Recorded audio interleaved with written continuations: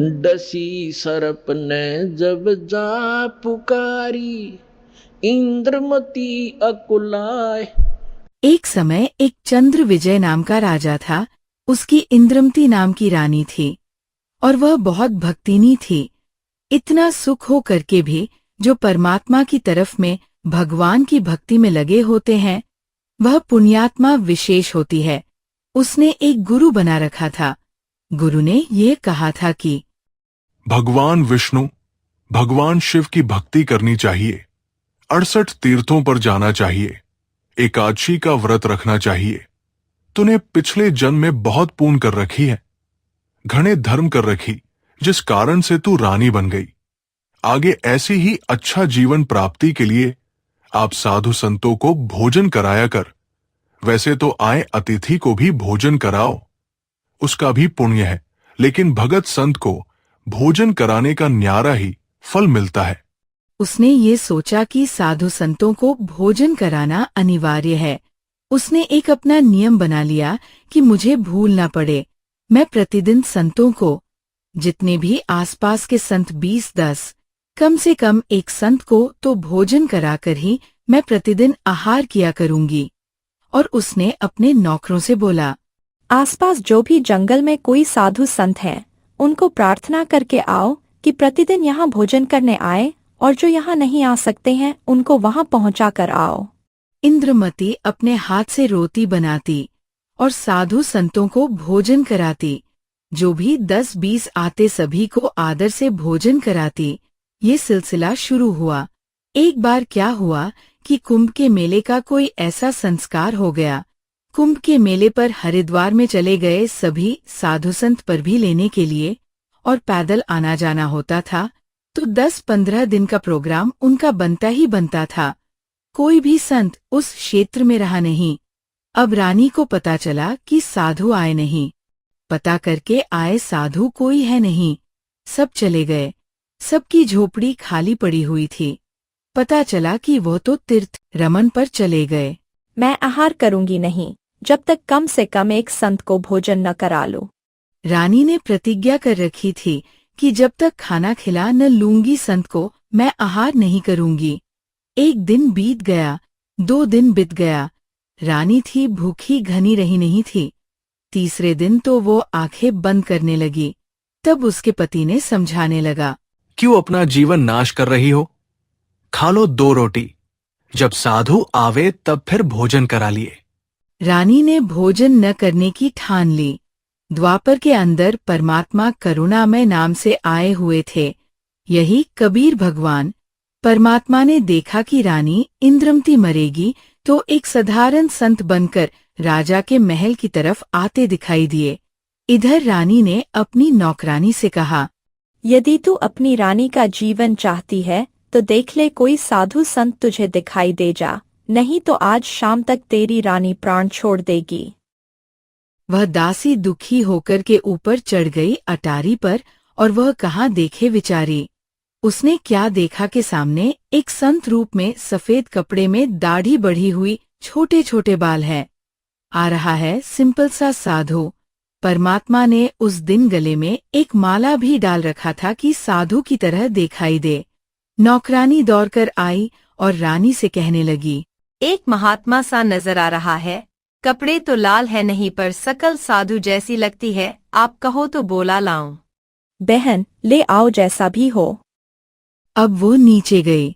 इतने में परमात्मा भी महल के निकट सी आ गए।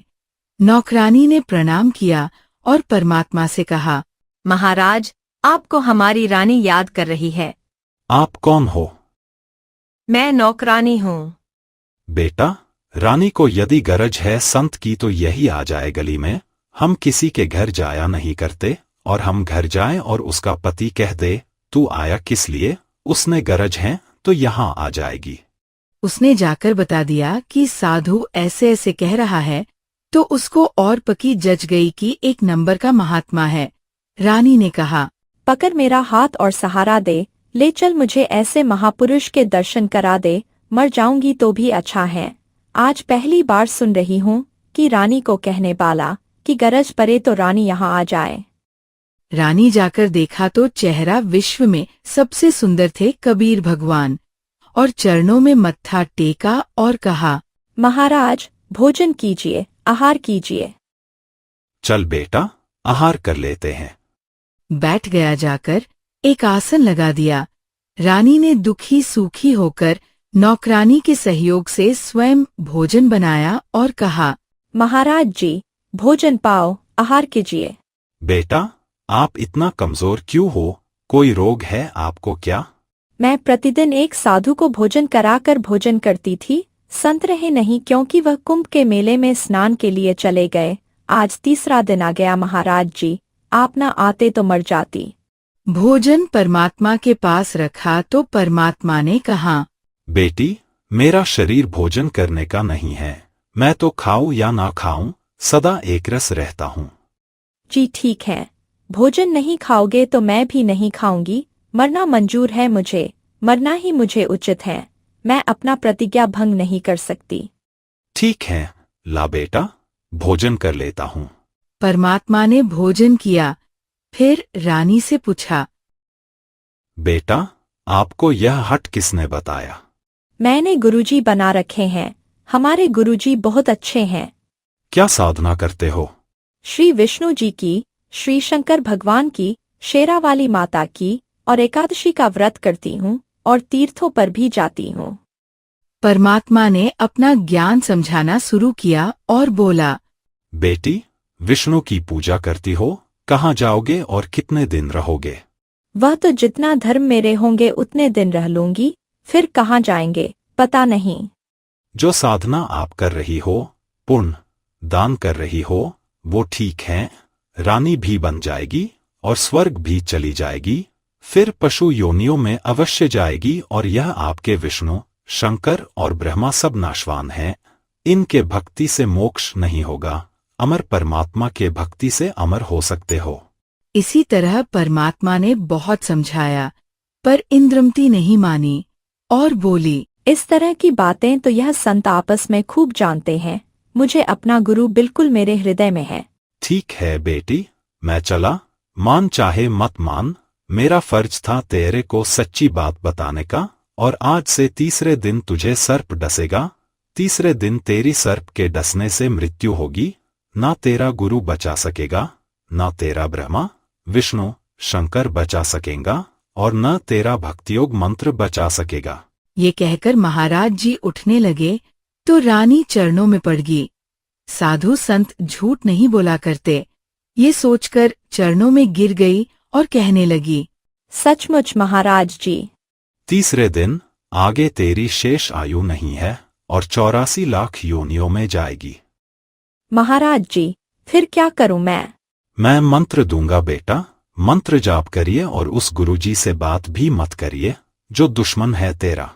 फिर रानी ने मंत्र दीक्षा ली और मन में सोचा कि देखूंगी तीसरे दिन क्या होगा। फिर परमात्मा बोले, बेटा, तीसरे दिन काल आवेगा और मेरे रूप में आवेगा। और एक ध्यान रखना, जो मैंने आपको मंत्र दिया है प्रथम, जब वह निकट आएगा तो पहले आप इस मंत्र का जाप करके और फिर प्रणाम करना। जब वह मैं आऊं यानी मेरे रूप में काल होगा, और तो भावुक होकर के बगैर मंत्र जाप किए चरण नहीं छूना। पहले मंत्र जप करना है और फिर चरण छूना है। परमात्मा ने उस समय विशेष हिदायत दी थी क्योंकि उसका अभ्यास नहीं था और रानी ने किसी को बताया नहीं। सोचा क्या पता सच्ची है कि झूठी। तीसरे दिन के 2 बजे के आसपास परमात्मा करुणामय के रूप में काल आ गया और कहा, इंद्रमती, इंद्रमती, कहाँ है बेटा? इंद्रमती ने देखी गुरुजी आ गए। परमात्मा के बात याद आ गई और उसने प्रथम मंत्र जाप कर दिया। उसके प्रथम मंत्र के प्रथम नाम से ही एकदम उसका स्वरूप बदल गया और विकराल शरीर और लंबे दांत और मोटी मोटी आंखें, यह विक्रांत शरीर दिखाई दिया। तब उस काल ने देखा कि तेरा तो इसने आवरण उतार दिया और काल ने कहा, अब तो बच गई, तेरे पास मंत्र जबरदस्त है, तुझे फिर देखूंगा।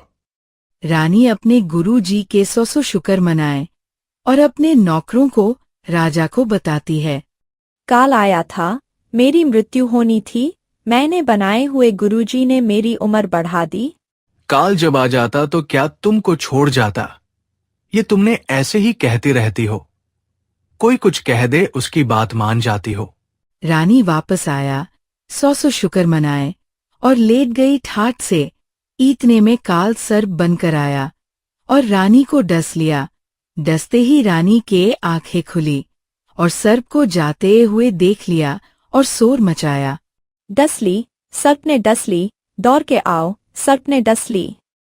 नौकर नौकरानियां लठ लेकर दौड़ कर आया। लंबा महल था राजा का। सर्प जाता दिखे सबको, मोरी में से निकल गया।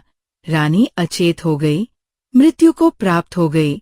राजा ने वैद्य बुलाए, डॉक्टर बुलाए, गार्डू बुलाए, सब कुछ कर लिया। सबने मृत घोषित कर दिया। तब परमात्मा आ गए। जीन नौकरानी ने देखे थे उस दिन भगवान को। उसने कहने लगी, महाराज जी, आपकी शिष्या को सर्प ने डस लिया, सर्प से मृत्यु हो गई। हाहाकार मच गई। तब परमात्मा ने एक बहाना सा करा, मंत्र सा बुदबुदाया और कहा, उठ बेटी। 1 सेकंड में रानी खड़ी हो गई। बोलो सद्गुरु देव की जय। डसी सर्प ने जब जा पुकारी, इंद्रमती अकुलाय। डसी सर्प ने जब जा पुकारी, इंद्रमती अकुलाय। आपने तुरंत करी सहाय बेरूली, मंत्र सुनाने वाले आपने तुरंत करी सहाय बेरूली। मंत्र सुनाने वाले धन धन सतगुरु सत कबीर। भक्त की पीड़ मिटाने वाले, भक्त की पीर मिटाने वाले, धन धन सतगुरु सत कबीर।